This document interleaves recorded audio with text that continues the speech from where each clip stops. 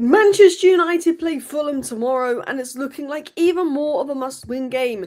Chelsea, who were 2-0 down to West Ham at halftime, win 3-2, and I'm recording this at halftime in the Liverpool-Newcastle match. So currently Liverpool are 2-1 up against Newcastle, but please, Newcastle, give me something, come back into this, because I did think Newcastle were pretty good in the first half, bar the last few minutes of the first half, where they switched off. And we're going to talk about Manchester United versus Fulham in a bit. We're going to talk about Michael Carrick, the starting 11, his approach, changes he could be making, Steve Holland, and more. But before we get into that, we're going to talk about Garnacho. Garnacho had one of the worst winger performances in Premier League history today for Chelsea. Chelsea fans are wanting a refund. I'm seeing Chelsea fans, if you type Garnacho in on X, just ranting, wanting a refund, are fuming.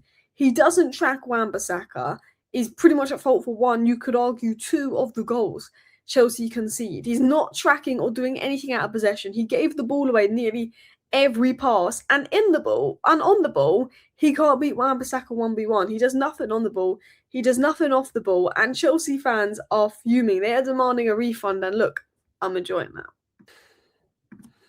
Garnacho gave the ball away 11 times, got booed by the Chelsea fan and subbed at half-time. The mad thing about Garnacho was he wanted out of Manchester United because he had a fallout with Ruben Amorim that he wasn't getting enough minutes when he was pretty much getting 90, if not maybe 75 minutes pretty much every game. He goes to Chelsea and he's lucky to start and get 45 minutes, and he's got hooked off a few times at Chelsea. Only been 20 minutes and I already want Garnacho subbed off. Been horrific. Garnacho just dropped one of the worst 45s you'll see from a player this season. Like, Chelsea fans, oh my god, are losing their minds to this Garnacho performance. They want him gone. And I have to say, maybe I was wrong on Garnacho. I thought only getting 40 million for Garnacho was criminal. I thought we could get a lot more than 40 million for Garnacho. I saw Chelsea pay 55 million for Gittins, who is not better than Garnacho. I've seen Amari Hutchinson go for 40 million. I saw the prices that Jacob Ramsey and Dango Ouattara were going for, around 40 million. So I'm thinking if Madueke is 50 million plus, if Gittins is 50 million plus, I was fuming. I was fuming when we sold Garnacho to Chelsea for 40 million. I was fuming. I was like, we could get 50, 55 million. He should be going for the same price as Gittins. I thought we'd been mugged off, but you know what? Maybe we mugged Chelsea off. I generally thought that Chelsea had completely mugged us off, because when I looked at the Alanga 50 million, I look at Gittins 50 million, I look at Madueke 50 million, we should have got 50 million for Garnacho. And I still stick with that compared to the other players. Alanga's been shocking. But you know what? I'm not mad about it now. I'm not mad about it now because, look, Garnacho could become good and he's got a lot of potential. He gets in a lot of the right positions. But we were talking about this the other day. You know the goal that Mbeumo scored versus Arsenal and the goal that Mbeumo scored versus City? If Garnacho was in that exact same position, he does not score that. He does not score that. He misses those chances.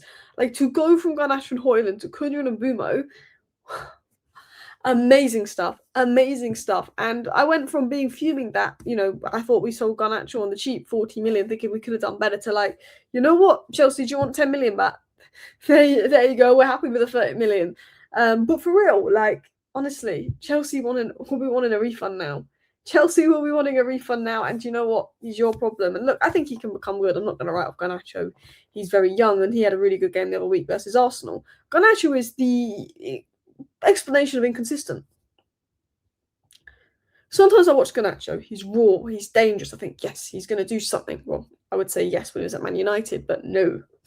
Now, another time I watch Garnacho and I'm like, oh my. And today, out of possession, in possession, it was shocking. The inconsistencies are there. He gets some really good areas and misses the big chances. The inconsistencies, the missing the big chances.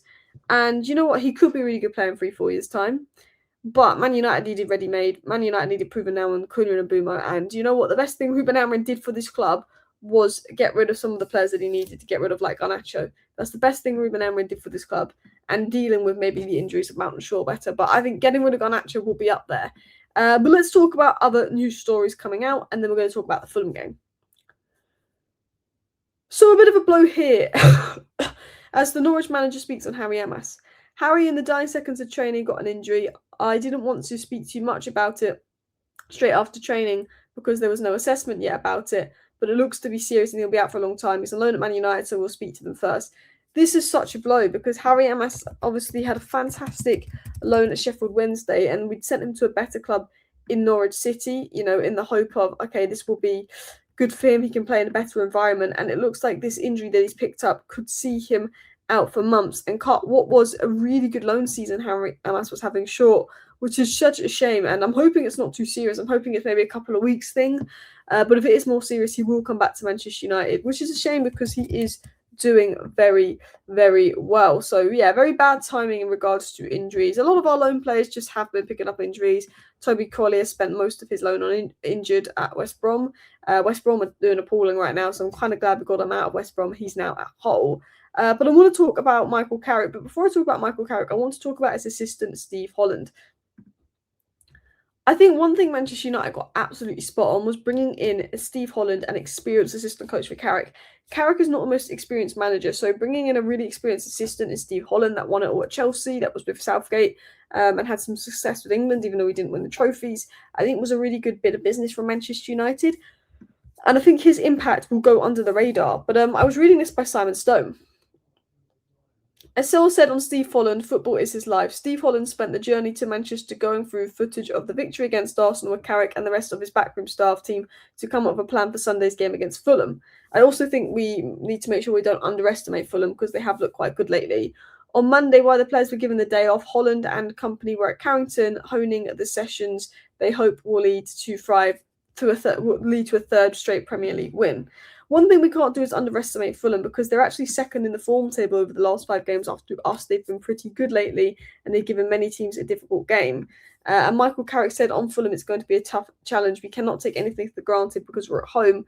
We cannot underestimate Fulham. Before the Arsenal game, they were only 1 point behind us. And that brings me into the lineup versus Fulham. Unfortunately, Patrick Dorgu is injured, who's been doing very good at left wing. And I have to say, why is it always our good informed players that get injured at the worst time? But let's talk about a potential starting 11. So I think the back four stays the same. But for me, I'm putting Mazraoui in for Dillo. I think Luke Shaw probably keeps his place because, well, Dorgu and Amas are injured. And so, yeah, unless you play Leacher at left back. I think Leacher stays at left centre-back. I think Maguire goes in at right centre-back. However, there's part of me that's open to maybe giving Yoro a go or Aiden Heaven a go again, just because Maguire's come back from an injury and done 2 intense games. I mean, it just has to be Maino and Casemiro. I actually think Agate has some use when he plays next to Casemiro, but it's got to be Maino, Casemiro, Bruno. You know, Mason Mount unlucky not to really start, but you're not going to get into Bruno. Ahmad keeps his place on the right wing for me. I'm going to put Mbeumo on the left, actually. Most people would put Cunha on the left, but I'm going to put Mbeumo on the left in a Rafinha role. And I would go with Cunha or Sesko up top. Probably Cunha for now. I think that's what I would do, but I think Carrick might do something different. I think Carrick will probably put Cunha here, and I think he will probably play Mbeumo up top.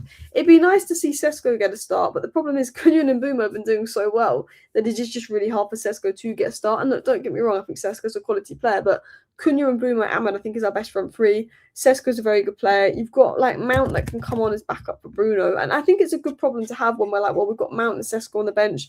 If Xerxes fit, maybe Xerxes on the bench. I think that is a good issue to have. Now, we've been playing more of a 4-4-2 at times under Michael Carrick, so we might actually see more of what I would call Ahmad sort of coming on the right wing, Bruno sort of becoming this sort of second striker, and we swap Cunha with Casemiro here. But at times, Man United have kind of become a more compact like a 4-4-2 diamond where Ahmad and Cunha have kind of tucked in and Bruno's gone just behind Mbeumo. And I think that's worked quite well for us. I think Fulham will be difficult to break down. This is the first team we played under Michael Carrick where we're expected to have more of the ball and break them down. And I'm excited to see what Man United do.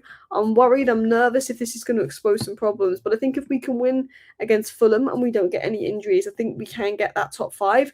But with Liverpool and, of course, Chelsea have won. Liverpool are currently winning, but it's only half time.